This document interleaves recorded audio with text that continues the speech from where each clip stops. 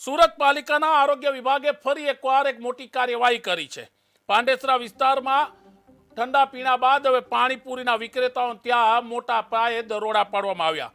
આરોગ્ય વિભાગે જ્યારે ચેકિંગ કર્યું તો ગંદકીની વચ્ચે આ પાણીપુરી બનતી હતી અને તેથી જ આરોગ્ય વિભાગે મોટા પ્રમાણમાં પૂરીના જથ્થાનો નાશ કર્યો હતો। ખદબદતી ગંદકીમાં પાણીપુરી બનાવવામાં આવતા લોકોના સ્વાસ્થ્ય સાથે ચેડા થતા હોવાનું સામે આવ્યું અને ત્યારબાદ સુરત આરોગ્ય વિભાગની ટીમે આ મોટા પગલાં લીધા હતા।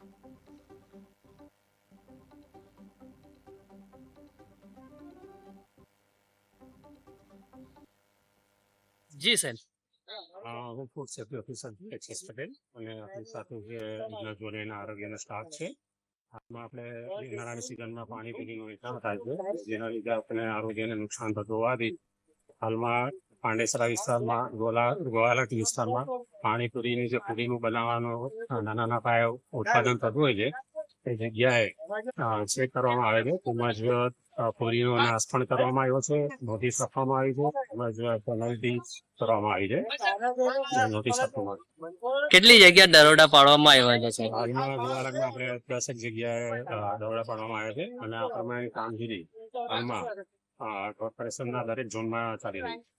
આ જે પાણીપુરી જે બનાવતા હતા કેવી જગ્યા હતી ને કેવી રીતે મૂકવામાં આવતું? એ જગ્યાઓ જે જોવામાં આવી છે આપણે બહુ ખરાબ હતી અને જેના લીધે આપણે બધું જેટલી પૂરી બની છે બધો નાશ કરાવી દેવામાં આવ્યો, આ બધી બંધ કરી દેવામાં આવ્યો।